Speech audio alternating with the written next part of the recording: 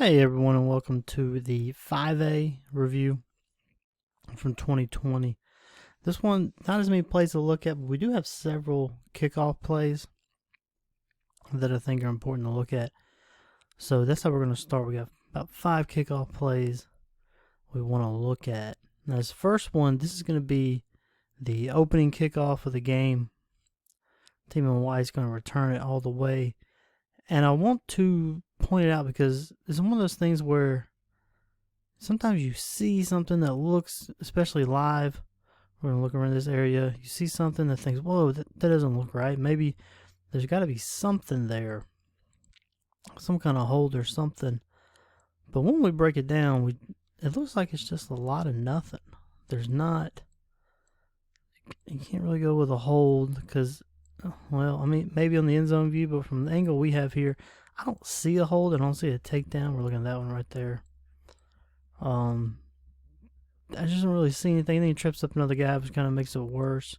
So maybe there's something there, maybe it's not. But I just point that out to show, sometimes live action in real time, something happens, you're like, whoa, that's got to be something. But it's not always the case. Do want to look a little downfield here. This action right there. It doesn't look like much of a streak. He's still got good feet. And then once those feet are beat, he lets go. It's not much. So I think that's a good no call there. The next play, and this is just the very next kickoff, just a couple plays later. There's a good call by the headline judge. Blocking the back. Right.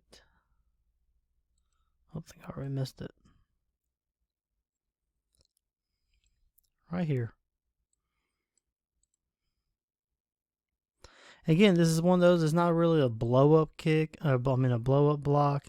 There's no real danger involved here, but it is a significant shove in the back at the point of contact. So good job. It's a good job by the headline judge, picked it up. But I don't wonder, maybe the referee should have got it.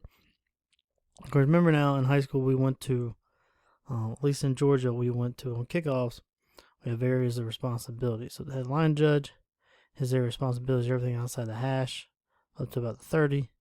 And the referee will pick up everything in between the hashes up to about the 30.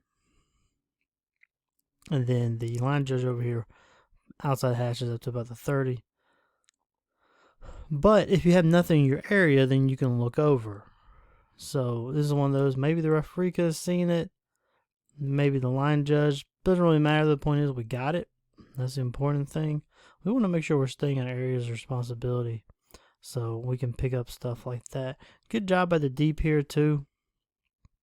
Keeping a cushion as much as you can and then turning and running. I'm one of those that I think you should just turn and run whenever you think you have to. I'm not one of these that tries to stay in the back pedal as long as possible. But just whatever's comfortable for you. There's good cushioning here by the field judge. And then he decided to turn and run. Good job there.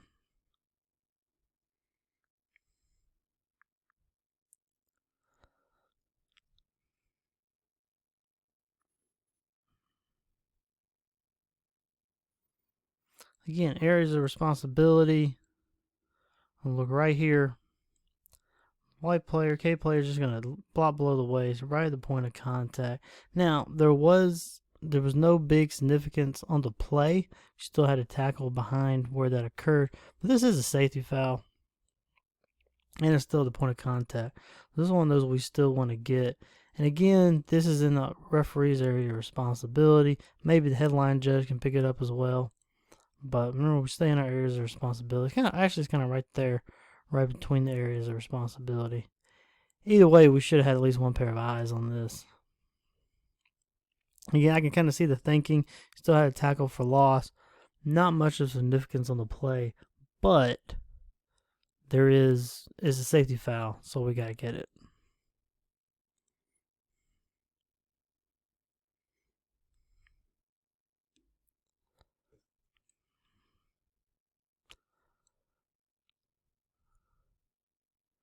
the line judge is going to call hold.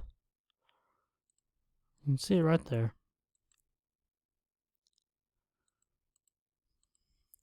And I'm not against this hold because remember, like we always say, we look at the feet. When the feet are in between the defender and the ball carrier, there's a lot more leeway, a lot more you can get away with. But once those feet are broken, and if that defender is trying to get away, then we have to start looking. And when the feet are broken and the defender is trying to get away, you can see that there is a firm grasp that is preventing the defender from trying to get away. He still got him by the arm. So I think it's a good hold, good call. Like I said, we're looking at what the feet are doing. If the feet are in between the defender and the ball, then a little more leeway. But once those feet are broken and the defender is trying to get away, then we gotta look for hold, and we definitely have one there. I think it's a good call. And the last kickoff we're gonna look at.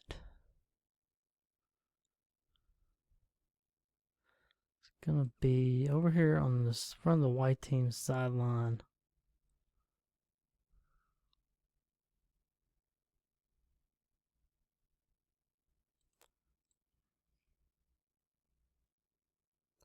Well, no, it's right here.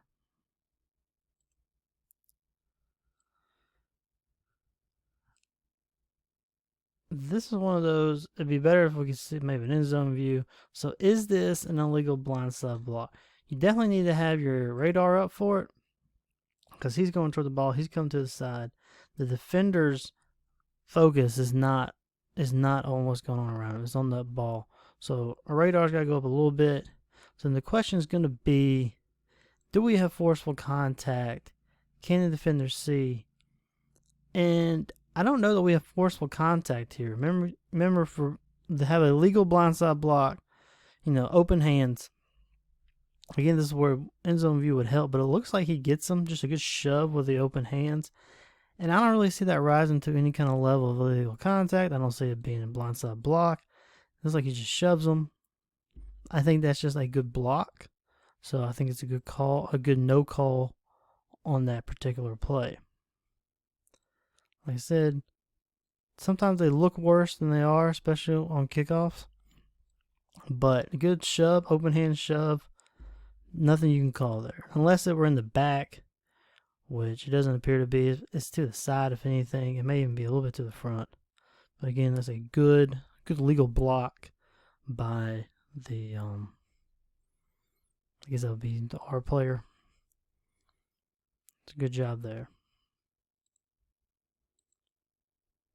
All right, so next we got 4 holding plays. First 3 involve takedowns.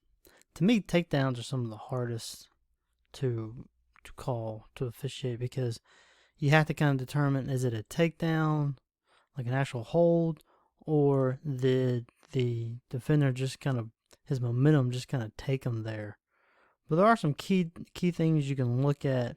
So we're going to look at the center. Is this a takedown hold by the center? And at first it looks like, okay, defender just picked the gap, he shot it, and his momentum took him away. But then you can see a clear grab right there. Well, it's not, maybe not clear right now, but you'll see it now where he just yanks into the ground like that.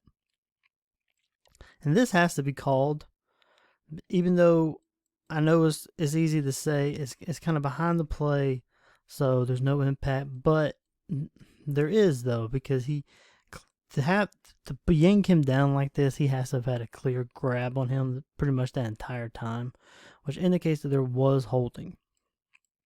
So I think this is one you got to get. That is the umpire's key, but maybe he's blocked out. Maybe the referee can help a little bit. Or the referee's probably just seeing the tail end of it. So it's just, once one of those, it's deceiving because it looks like it's behind the play, but like I said, he really kind of had to have a grip on him the whole time to yank him down like that. So like I said, takedown holds are hard. So we're going to look at center again. Still looking at the center. This is one that was a little bit harder, like I was saying. It's hard to tell if he took him down or if he was just kind of already going that way and he just had a little bit of help. But it looks like he engages him straight, like kind of straight on. It's different from the first one. The first one looks like that nose guard kind of shot the gap and that had help. But this one, he pretty much takes on that center straight on. And you can see the center just kind of grabs him and twists him down. Opposite of the way the ball's coming. So, it looks like that ball came right at the center's right A gap. And he's going to take him and twist him down to the left A gap. So that's kind of your telltale sign that this is a takedown hold. Because, he just kind of bear hugs him down. So, those are tough. But, and then this one, the left tackle we're looking at. Same thing, still a takedown hold. And this is the one I was talking about where, is this a takedown hold or is he just kind of using the defender's momentum to his advantage? And this is one where I think he's just using the defender's momentum to his advantage. You can see that defender already coming in at an angle to that gap. Left tackle's just going to engage him. And then it looks like he just loses the balance. And he just rides him down. So this is not a hold. It's just one of those deceiving ones.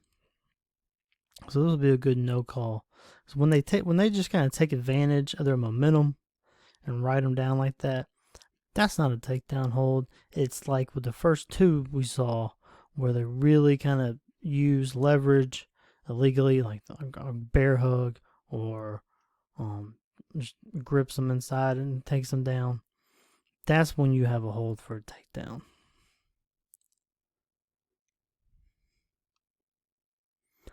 And this next one is not a takedown hold. We're just going to be looking at the pulling left guard on this linebacker. There's another one too. Well, I guess it is a takedown hold. There's another one of those two that's kind of deceiving because is he pulling him down or is he just kind of using momentum? And again, one of your telltale signs is this is a pull down because you can see that kind of extra effort right there. See how he kind of lunges back at him to bring him down? That's your telltale sign that he's not really just taking advantage of the momentum. He's employing his own momentum to pull him down illegally. So that's how you kind of tell between is it a takedown hold or is he just falling down with him with momentum? When you see that extra effort, that kind of tug right there at the end, that's a good example. So the question is, this at the point of contact, is it meaningful? Yeah, I mean, it is in that right there in that gap. Now you could argue that he had taken himself out of the play, and I can buy that argument.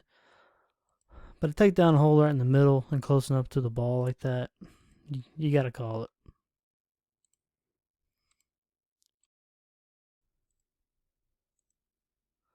All right, here we're going to look at this right linebacker doing a low block in the lead blocker. And right there, so come around, just take him out low.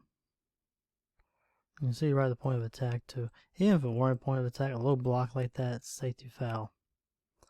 So we got to get that. Now these are hard. These are hard to get. Because who's looking at this? It's not going to be your umpire. So it really kind of comes on the wing. It gets a little harder if you have two out here. Especially maybe you got double set. One out makes it a little easier because the deep has that. So the wing can look in more. So he's the one that's got to catch that. But I can see wing, he may have been looking at this block. So you do have. But those are hard. I'll admit. Back judge, if you got nothing going on, maybe you can peek in and get this. But we're not going to put the onus on you for that. But and a lot of times these players, they'll do this, and the coaches will teach it because they know it's not going to get called inside like that. Especially a lot of them use it to their advantage.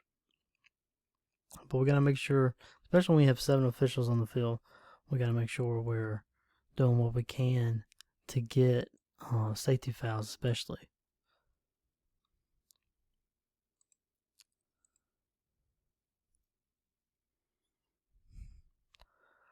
All right, so this one, I want to show this not so much for it's a good call. It is a good call.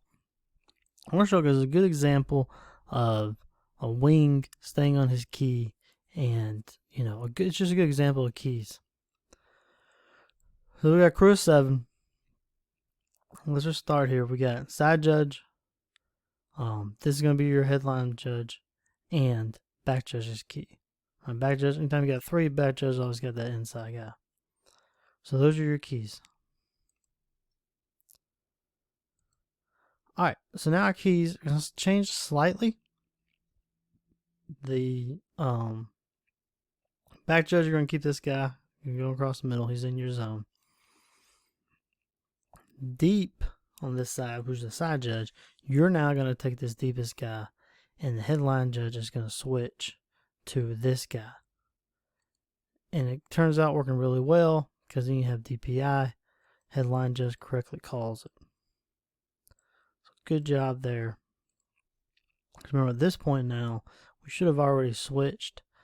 And really, once you as a deep, once you can kind of see that this guy's going to go deep and this guy's going to stay short, you can go ahead and make that switch. If you're outside the red zone, we're inside the red zone. Remember, we hold on to our keys a little bit longer. But now we can go ahead and make that switch. Good thing too, because good call. Good job all around by everyone there.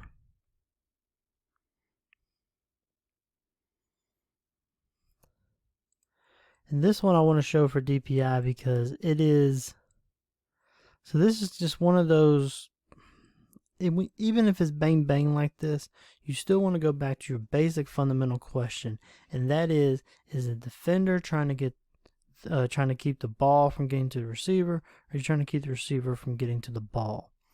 And in this particular play, I don't think there's a play on the ball at all. I think he just goes straight for the receiver, and then kind of throws his left hand out there as a, oh yeah. But he's just going straight for the receiver there. I think you got to call this one early contact. Again, solely on even bang bang, you got to look at, take into consideration, again, I said, the basic fundamental question for pass interference. Is the defender trying to keep the receiver from getting to the ball, or the ball from getting to the receiver? If he's trying to keep the receiver from getting to the ball, then we got to have a flag. Like I said, I think this is textbook there because he's just going straight after the receiver. Not even going after the ball at all. All right, that's it for the 5A. We got a couple of special topic videos coming next before we go into the 6A. But we are gearing up. It is April, so we are gearing up for the 2021 season with summer programming, camps, and stuff like that. So stay tuned to the channel. If you haven't subscribed, please subscribe so you can get alerted whenever we post new videos. Thank you for watching.